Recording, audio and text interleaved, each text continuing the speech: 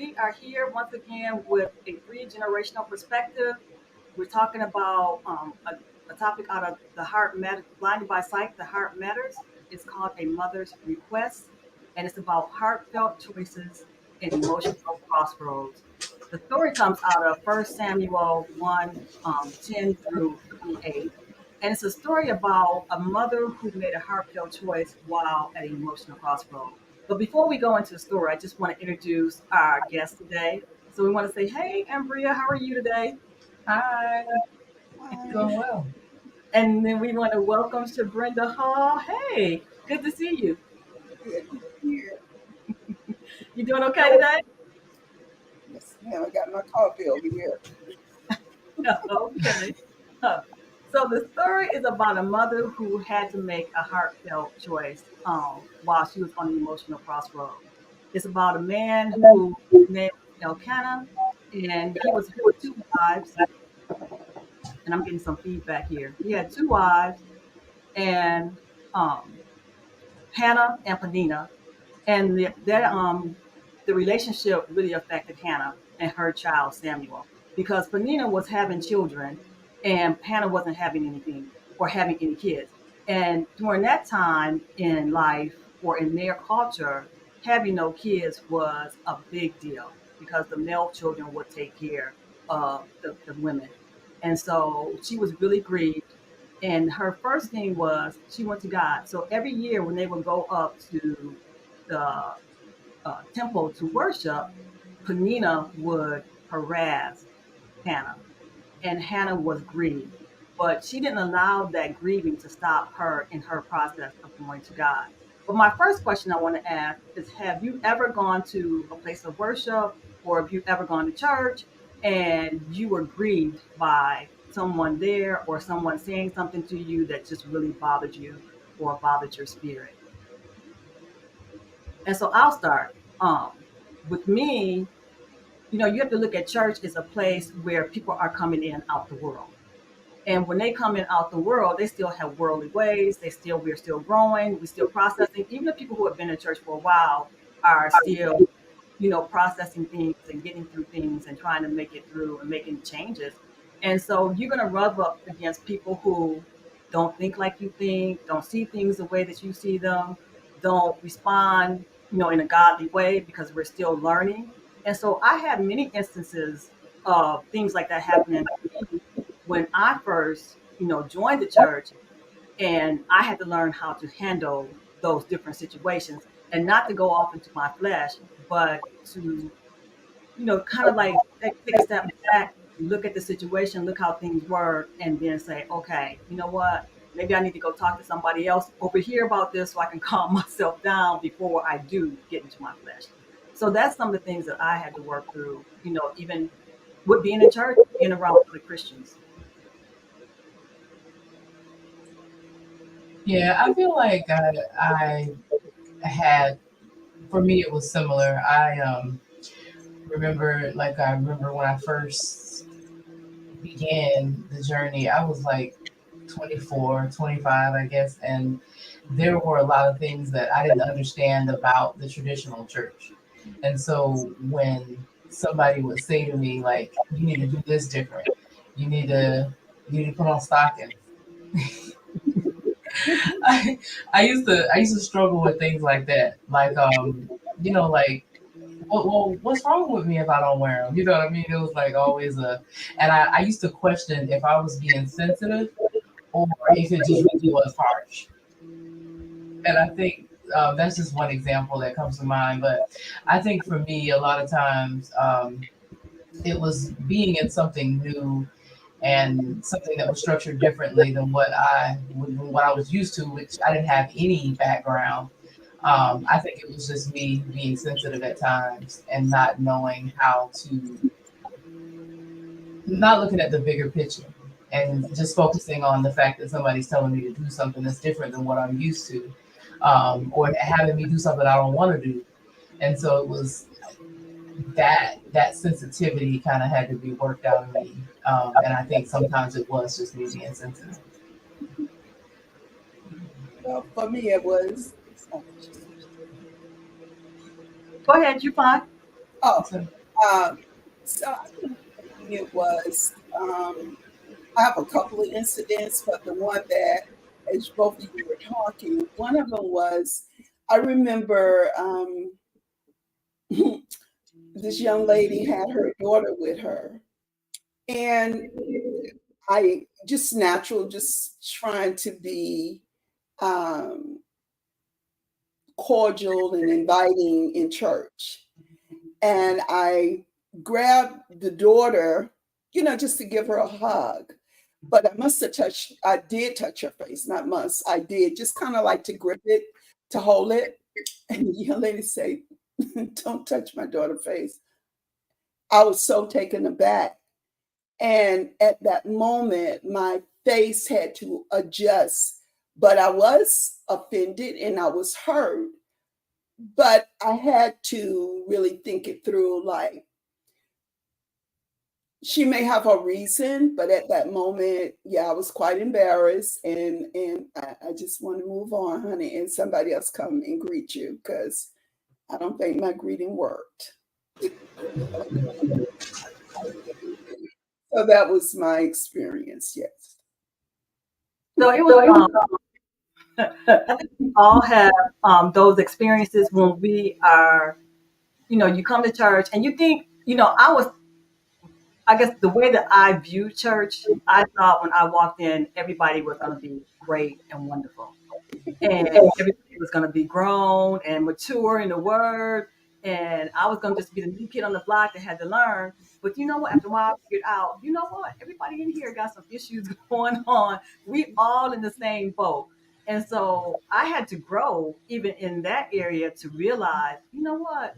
Nobody is perfect. Nobody in here is more mature than the other person. Even some of the people who were seniors or in leadership still had issues going on and still had to grow and still needed to learn. And it was just like, okay, you know what? We're all in the same boat. And so that was one of the things that I had to learn. So even if you're going to worship or you're going to church, you know what? People there, it's a hospital and people are still sick and we're there to try to get well. Mhm. So yeah. that was one of the big things. That was actually something that was a hard lesson that I had to learn from the late great Minister Mary Jones. um, was that this is a hospital, and so you're gonna encounter all walks of life, and that helped a lot too. And also learning how to esteem everyone higher than myself. And so I would have to consider like the background of people. My husband taught me a lot about the background of people. Like, just because you're used to people rubbing you on the back and saying things nice, the way that he was taught is to be a little more direct. And so I had to learn that everybody's different and don't be so quick to be offended by how someone says something because without considering the background. Considering the background changed my life. Learning how to consider how backgrounds are different was a game changer for me.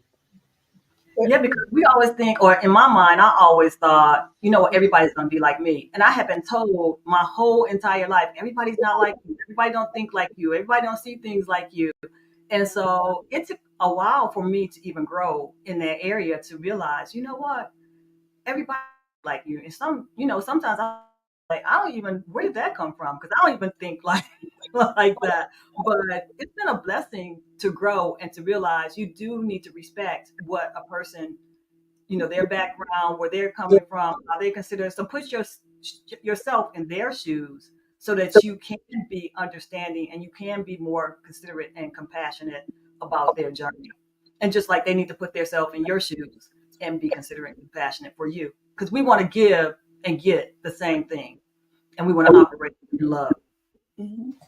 Right. And yeah, one of the other things that I loved about this story was Hannah, she was grieved so bad that she would not even eat, right?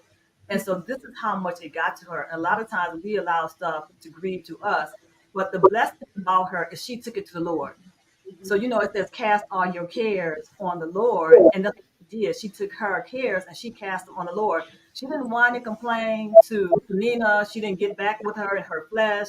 She didn't, she just went and she just wept and she cried. And she cried so much before the Lord. And we don't necessarily do that. We go to each other and we whine and complain, but we don't always cast our cares on the Lord. So I guess the next question is, how do you just cast your cares on the Lord and just leave it there? Because I find myself picking them back up and saying, "Oh, we talked about this, but I need to talk about it again. I need to talk about it again. I talked to her about this sister, but I need to go talk to this sister." But you know what? Really, we should just take it to that one place and just leave it there. I think I took a different vantage point. I saw her strength in her really knowing that her Penina was not as loved as she was. So she didn't feel the need to come at her. As a woman, and I have this husband, he has two wives. And from the very beginning, it was never Penina, it was always him. Yes. And so for her, I think she took a step back, even though she picked on her, she had compassion for her. Yes. Talking back to her wasn't going to get her to get the baby. So that's what I got out of it. I just saw her as a woman to woman.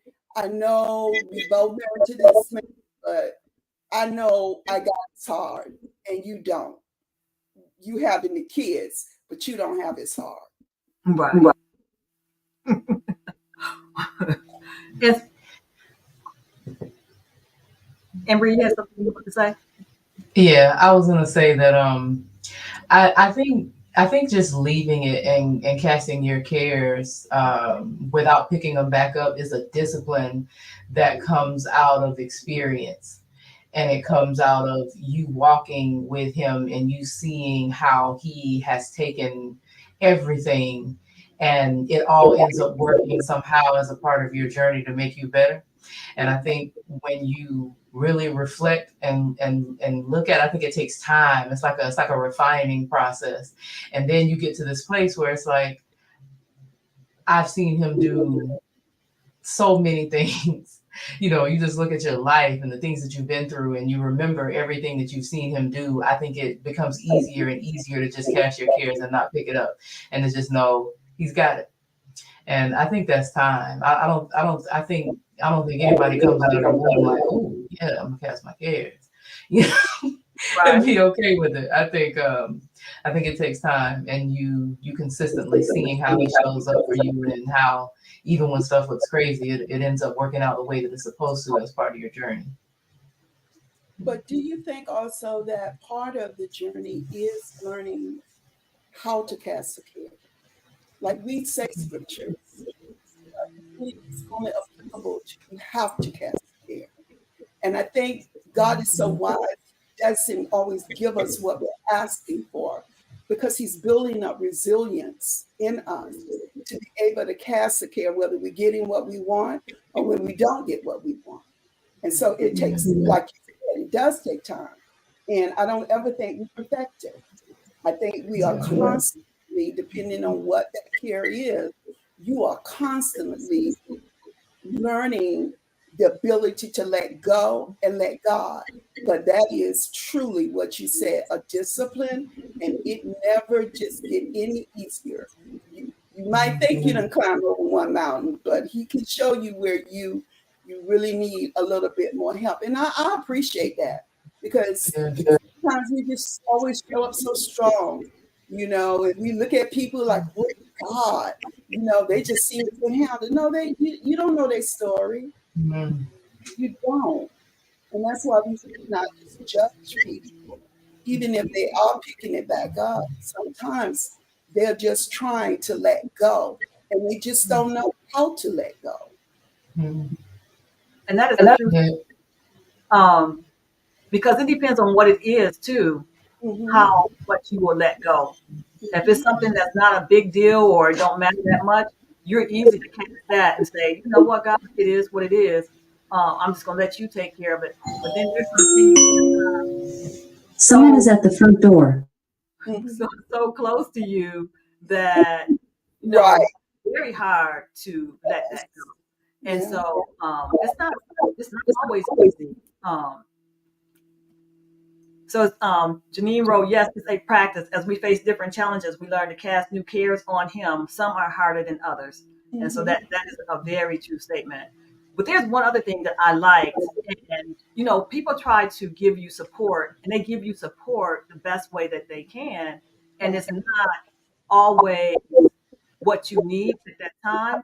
And so one of the statements that her husband said, and it's in he said in First Samuel verse 1 or chapter 1, 17 through 18. Therefore Hannah wept and would not eat.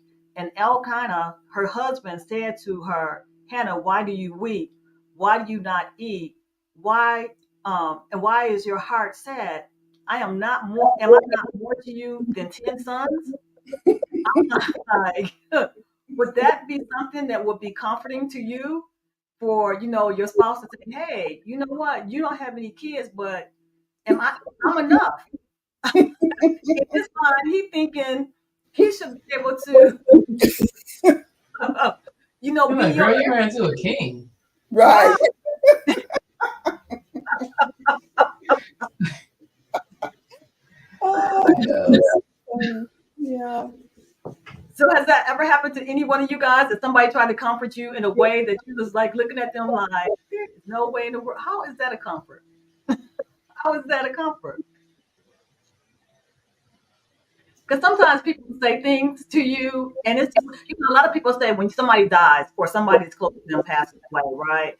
And you're like, oh, I know how you feel. You're like, no, you really don't know how I feel. That's Yeah. not a comfort to everybody. you know um Different people receive different things different ways, or sometimes it just takes a hug, or sometimes people don't want to be touched, so you got to learn that person and try to help them. And it's so interesting because I prayed with somebody today, and they said to me after we prayed, because they're grieving, and they actually said to me, you know what, you're the first person outside of Bishop and Elder Jones that actually prayed for me at the church. And I'm just like, really? We need to do better. We need to be praying for people, especially if they're in need. And even if they don't want to be touched or you're not close to them and stuff like that, I just asked, can we pray before we pick up the phone? And they were open to it. And so a lot of times people are open to you praying for them. We just got to offer because they might not ask.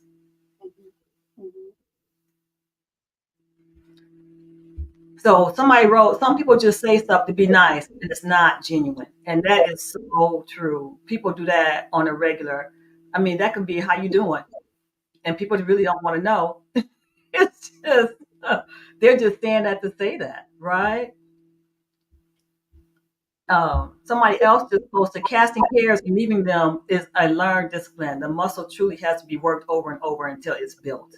And so that's a blessing, and that's a true statement. That came from Sister Benita.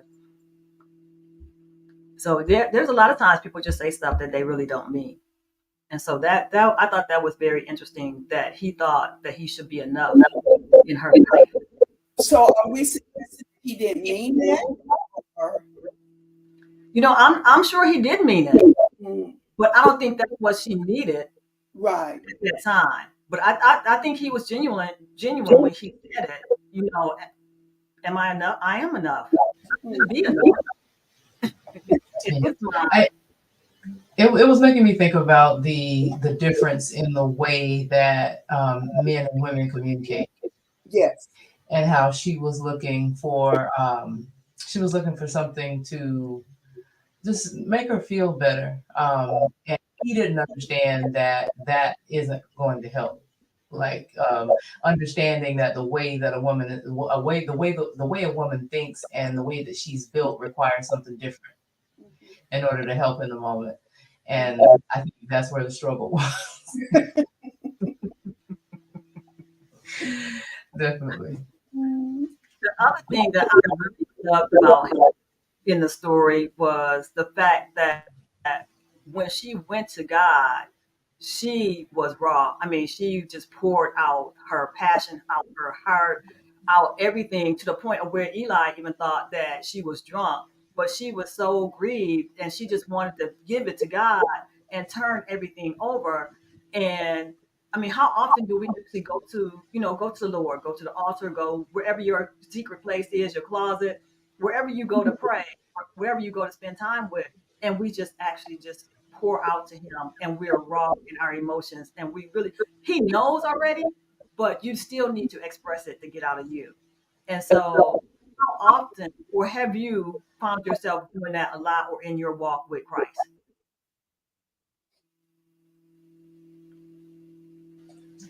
I feel like it's been pretty. I wouldn't say frequent, but I can think of the times where God has known He's known exactly what to give me to make me just stop and really empty myself. Like, this is what you need. He knows what buttons to push. And so every time that I have, a lot of times it was loss.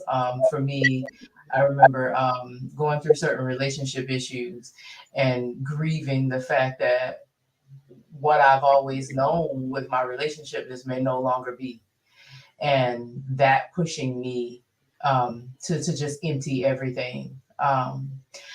I feel like I will sometimes just carry everything and just try to um, just try to just go on like, oh, okay, you're built in a way to where you shouldn't just cry over everything, but sometimes you get so full, something will happen that makes you so full that you just release everything. And for me, it's usually in the car. I'll be driving and it's like the right song just comes up in the rotation. It's like the perfect song will come up in the rotation. So a lot of times it's something old school like Donnie McClurkin, or I, it just happens for me. I have to just stop and just break and just give it all away. And I know when it's gonna happen. I know when I've hit that point of fullness. Um, and so for me, it seems like it happens like quarterly, where it's just like, look, you playing games. You give me all of it and stop playing. Yeah, I think it takes time to be honest with God, right? If you've never been really honest with yourself, yeah, you will play the game of prayer until God show you that you're not really being honest. Distinctly remember when I started my Christian walk at Cathedral, and it still sticks with me. He said, "I'm going to make your heart and your mouth match," because we say a lot with our mouth, but our heart is not in it. I think what made her prayer so powerful, her heart was in it, because she was continuously praying for the same thing.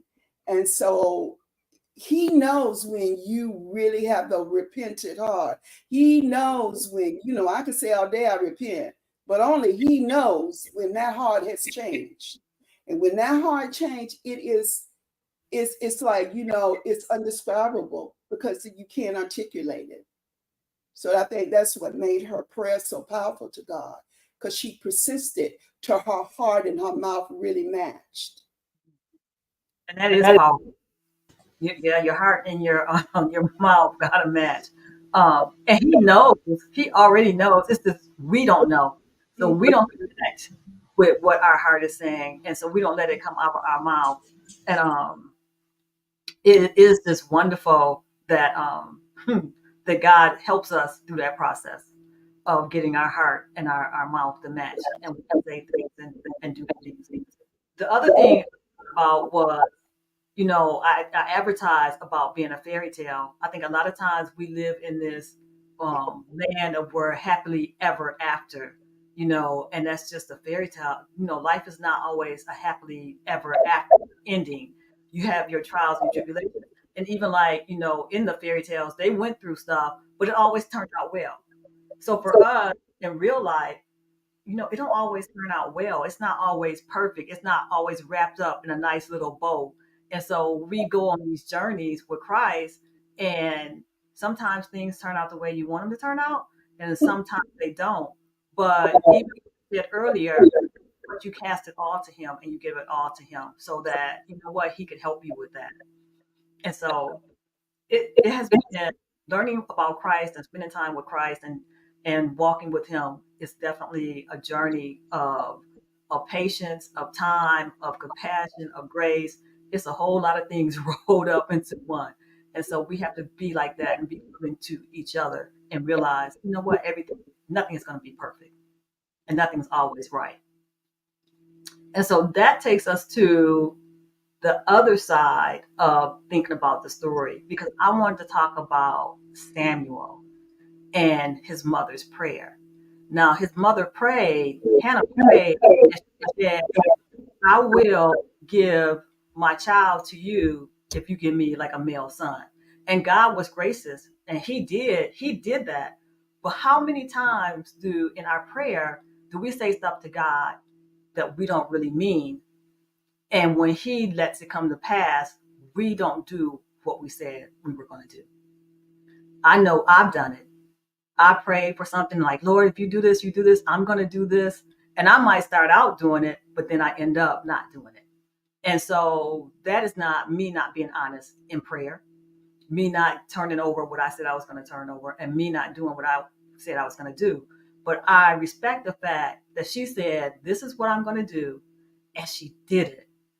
And so sometimes that right there could be a hard journey. So has anybody ever experienced that where you said, hey, you know what, Lord, if you let this happen for me, then I'm going to dedicate it to you, or I'm going to give it to you, or I'm going to, do whatever. And then the Lord will, bring it through. And then you don't keep your end of the bargain. Even in the chat, if somebody's done that, hey, let us know and we can share and we can talk about it.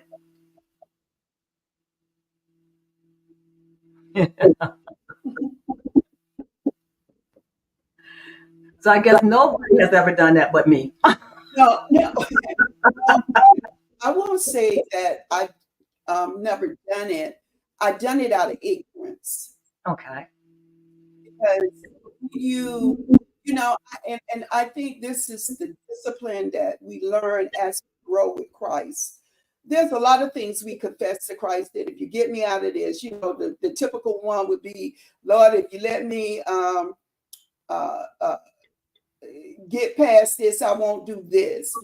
But the sincerity of it was I did a lot of things out of ignorance, out of a religious state of thinking, not having a clear view of relationship with Christ. I did it more out of religion, not out of understanding. Uh, it was about a relationship. And so, excuse me, I could remember, when they want to put you in the $20 line, the $100 line, and you thinking, oh, if I sow this is what I'm going to get. It didn't have the purity that God wanted out of it, but still he was, I'm not saying that he didn't bless me because of my ignorance. He did in spite of it. But I have come to learn that I was ignorant in some things that I was confessing to God. And he knew I didn't have no intention of doing it. That's good. That is really good.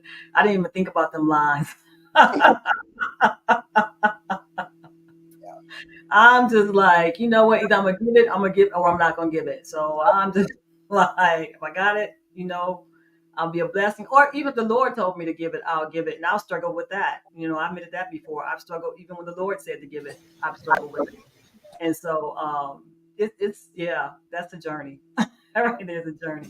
And Priya, you want to add? I was just gonna say that I remember feeling really guilty. Like I remember being on RLCM's altar many days, agreeing, telling God what I will and what not do, and if you do this, I'll do this. And I remember feeling really bad, like for as long as I could remember what I said I would do, and I knew I wasn't gonna do it. I remember like feeling kind of convicted about it over time. And so I got to this place to where I was like, I'm just gonna stop playing games. And it stopped saying I want to do these things. Yeah. Yeah, that just it comes to mind. I feel like at some point, Bishop Jones probably ended up calling that out and exposing it. And I was like, yeah, I do that all the time. Uh, And that is amazing. I think we all have those moments when we done been up there on that altar and and not stop. really mean, yeah, mean Yeah. what we actually said. And And then I realized, like, when I start thinking about the things that I would be praying about and all of the little promises and stuff I was making, everything that I went through actually ended up, it actually burned up that thing in me that that I was agreeing to change on my own, if that makes sense. Like, okay, if you do this, I'll do this. But my circumstances ended up burning that out of me anyway. It was like, oh, you don't worry about it, you're gonna do it. So you think you're agreeing to something that you're going to do, but I am going to get it. So it doesn't matter anyway. it's interesting because when she went to that altar, she went to there with pain and hurt and anguish, and she had a lot of emotions going on inside of her that she needed to get out and stuff like that. And so we need to go there and we need to release all that stuff because it's stressful too when you hold on to it. And so, casting that care or giving it out or giving it, we got to be honest. We got to be truthful. And you just got to say, you know what, Lord, yeah, I want this, but you know what? In the end, nevertheless, not my will, but thy will be done. And that is not an easy statement to make, but it's a true statement that needs to make because he's in control. He's in charge. He's going to do what it is he needs to do to get you where you need to be. And so, yeah, that is a journey in itself. But I want to talk a little bit about Samuel and maybe how he about this prayer that his mother made. Because sometimes we do things for our children that we do things for our children out of best intentions or out of the best that we know at that moment or at that time. And it might not turn out to be the best, or sometimes it does turn out to be the best. But he had no input into her dedicating his life to Christ, right? And so as he grew up, I can imagine being a 2 or 3 year old child, because they're so attached to their mothers at that time. I can't imagine her taking him to the temple and just turning him over and him not, wondering why you left me, why I'm here, what is going on? Why is my mommy not, why can't I crawl in her lap? Why can't she's not hugging me, kissing me? I can't, as a 2 or 3 year old child attached to their parent, I don't know how he could have possibly felt or what he could have been thinking, and how she felt when she had to leave because she stuck up to her commitment. And then for them to come back just once a year, to bring him a coat or bring him some clothes, never take him back home, that had to be devastating for him to say, you know what, they brought me here. And so sometimes in life, as parents, we have to make those hard choices that at that emotional crossroad because you don't, you know, even though your child might not appreciate it now, they might appreciate it later, but they might never appreciate it. They might regret that you made that decision for them. Well, how do you handle, making those hard choices for your kids and living with that, even if it was a right decision or a wrong decision? Because sometimes, your kids can tell you it wasn't the right decision, or they don't feel like it was the right decision. So how do you deal with that? And if anybody out there in the audience want to chip in, please feel free to chip in. So somebody said, I have to I ask God love it. out I of love it. patience and promise to never return and have not been consistent. Then end up in Bondage, and baby. pleading like, okay, for real this time. Right. I We've love, all been there. love it. I love it. It's I awesome. yes, we have all been down that road Mhm. and say, you know what? Yeah, I'm not doing this again. I'm not doing this again, and then we do it again. You know. I, So I, being honest. I think Samuel, as children, we don't pick our parents. Mhm. And I think I just thinking about Hannah from a mom's perspective. I'm sure there was things she told him. I'm not saying he wasn't lonely. I'm not saying he wasn't scared. But I think she encouraged him. I kind of thought of it like going to a boarding school, right? So, like, you don't go to board. I don't know. I've never been to boarding school, but let's just say if he was going to boarding school and she had to take him there, right? And she had to say, "You got to stay, but we're going to visit you," And I think I would think that they had a love bond because it took 19 years before she had Samuel. I think I read there somewhere that it was a long time before she had Samuel, even after going to God in prayer. And so I use it in comparison to Abraham having Isaac. The sacrifice was God always intended for Samuel to be where he was. And he just clued her in. She didn't know. She said, "You give it to him, and I vow I'll give him back." She didn't know what that give back looked like, right? So Right. I think they had some kind of relationship. Um, and I think because of it, he was able to do what he needed to do to stay there. Okay. I never looked at it that way. I always thought about it in the terms of, I think about, I took my child the first time to daycare, Mhm. and how at that young age, and when I walked at the door, I could hear her crying and screaming for me. And Mhm. it just, I had to stand at that door to make sure she was going to be okay because it just yanked at my heart, to hear her like that. And then for them to, pick her up and cuddle her and then she would be okay. And we went through that, I mean, for like a week or maybe even longer Sure. before she actually said, okay, you know what, this is where I'm going to be coming every day. And it wasn't like they was abusing her or anything like that. It was just the fact that she was being separated, from me. And Right. so yeah, that to me would be, extremely hard for a child. And then I think about the fact that even when he got older, he asked the Lord, why are they rejecting me? So I wonder if that's the connection between being rejected as a child and being rejected later on in life. And so that was my thought of this is why he's probably feeling this way. Maybe it stemmed from his childhood because a lot of times we have things that happen in our childhood that Mhm. show up later on in our life. And so that rejection thing or feeling like he would have been rejected or abandoned is probably, a feeling that he had from childhood. Mhm. So, Sister, Yolanda said, I feel like I made some bad choices that has had lasting effects on me and my daughter's relationships. I have even told them, confessing areas that I feel this way in, and I apologize for those things. Two accepted my apologies, and we are able to have relationships. One of them seems to be deeply damaged and can't let it go. And yet, each child is different. Yeah.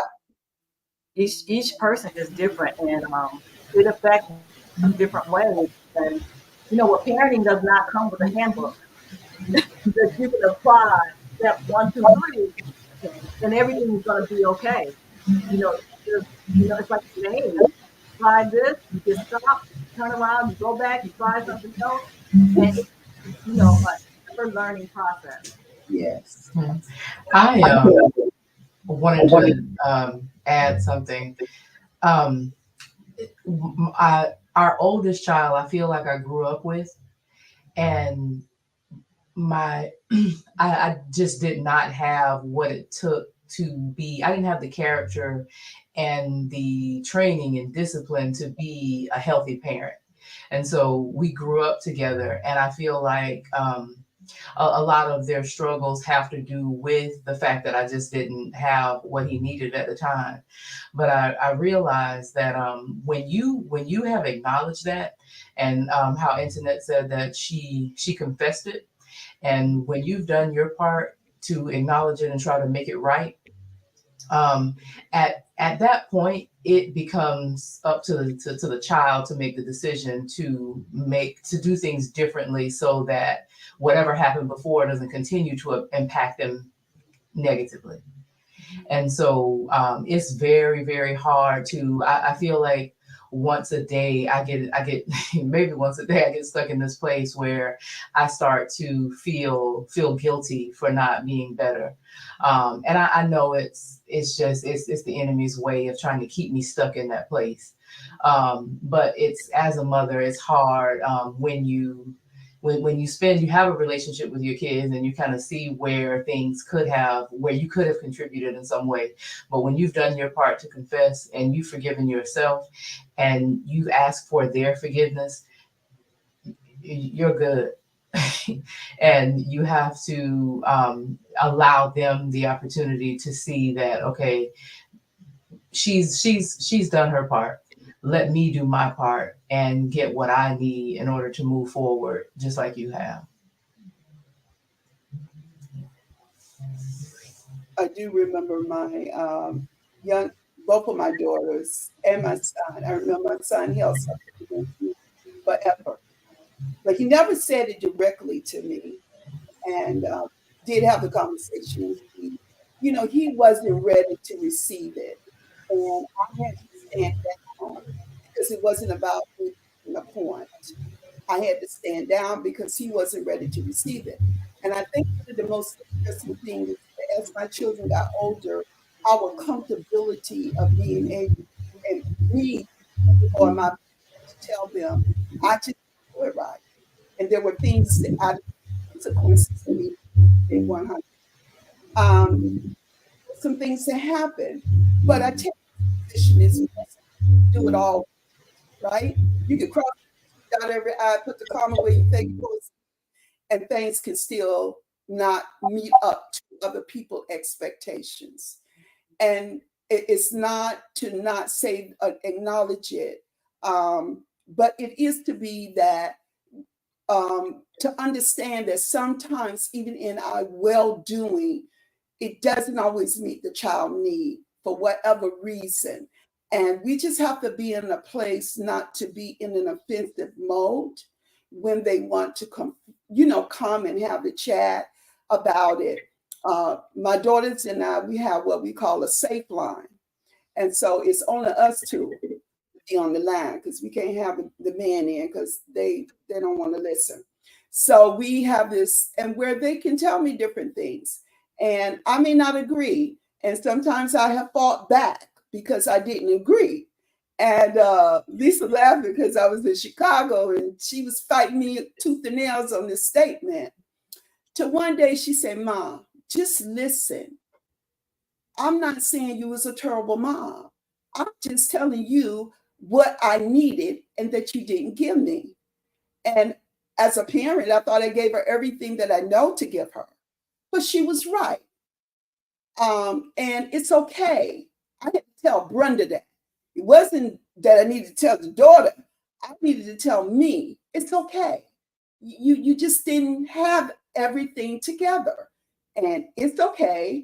And they're gonna be okay. So it's one of those things that the enemy tried to lock us in to making us feel like we gotta prove or fix it.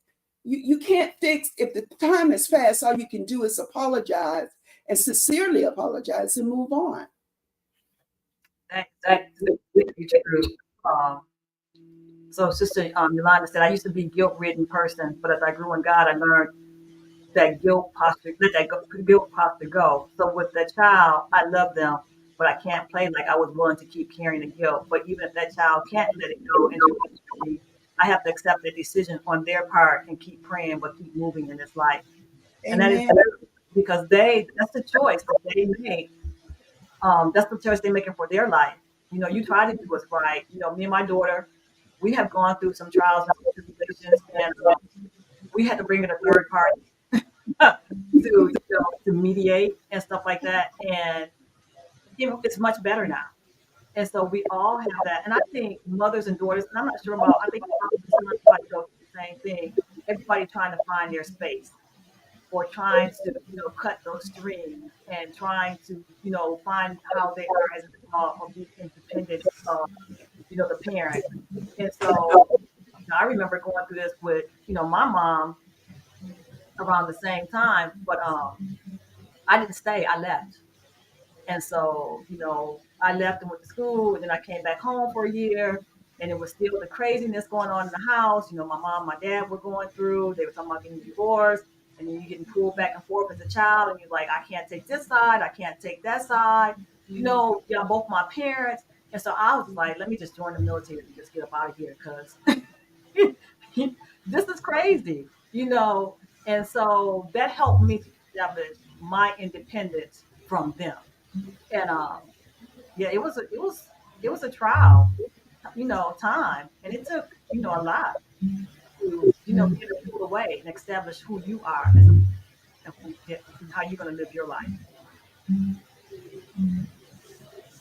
So we have another comment. It's hard, especially when you have sacrificed your whole life for your child. Very good for, and that is very true. It was one of the comments that I made to my daughter. I said, "You just don't understand the amount of sacrifices I made so that you could have that." And now that the good thing is she's at the age now where she's getting ready to graduate from law school, which is wonderful, and she's getting a job. So now we're transitioning all the bills to her. And she was just like, I gotta pay this, I gotta I gotta pay that, I gotta take care. And I'm like, yeah. I said, so remember when you used to ask me for those $200 shoes? I said, I would have given you those shoes at that time. You wouldn't have the money that you had to go to school. I said, Mhm. so, it's like a choice that you have to make, because she was like, well, you wanted a new car. You want a new car for a long time. I said, I have wanted a new car for a long time, but I didn't want to spend the money on the new car, not knowing what you were going to need. And so, make a sacrifice of not getting this now, and hopefully I can get it later. I said, but she's waking up and she's starting to see those things now. And it's taking a little journey for her, but prayerfully, she's getting there. And Mhm. we all go through that transition and go through those stages. And so you have to think about them too and how they feel yourself in your kids' shoes and see how they try to see how they see things. I know it's hard for some of us as parents to be like, oh my God, they don't really they don't click with me, but we gotta put ourselves out there and ask them to put themselves in our shoes and we put ourselves in their shoes and hopefully, we can all sit down and talk about things and work it out. Yeah.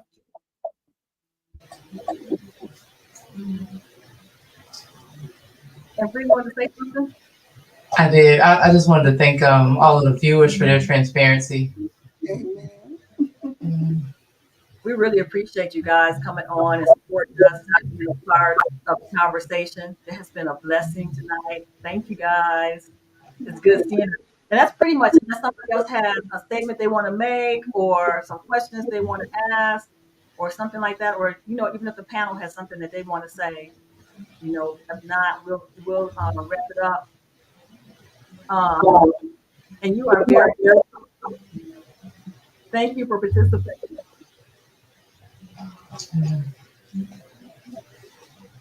So then we're just going to go ahead and wrap it up. I want to thank everybody for coming on, for sharing with us, for being a part of this. This is something that we do once a month. We try to talk about, a story out. We're in my book, Blinded by Sight, The Heart Matters. We've been talking about one story at a time each month. We only have a few more stories left at the end, but you can always check my books out. I'm at www.claimedbyhim.com. If you want to I might just ask the question. They said that what grade would you all give yourselves as I think we just need to have our kids on here so they can give us a grade too. Um, I think I was a pretty good parent. I did a lot of sacrifices. There are some things that I could have done better. Uh, there's some things that happened to me in my childhood that I said I would never do to my child that I did. And so, with all that being said, I would say if I had to give myself a grade, maybe like a B, B plus. I don't know. I'm gonna ask her and see what grade she would give me. I'll let you know. I, I actually think my kids would give me a better grade than I would give myself. Um, but I think with the oldest one, I would probably give myself a D just because I didn't know what I was doing. I was figuring it out with him. With my daughter, I would think that I feel like I was a lot healthier. Had a lot more to offer, more emotionally available. Just healthier overall. Thanks to God and RLCM. Um, and so I'll probably give myself a C plus with my daughter.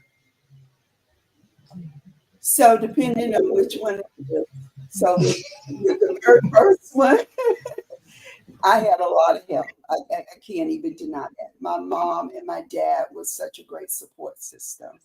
So I was too childish to know what I was doing. By the time the other two came, I think I was maybe at a C because I emotionally was not fully available. I was too busy trying to earn a living and build a career. So, so yeah, but it would be interesting to, and that was a good question. I'm going to pose it to them on the private line so they can give me my grade and I'll let you know.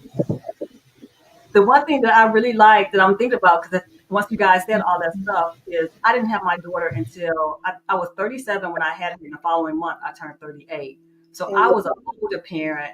I was pretty much already established in my career. right, So I pretty much had things going on.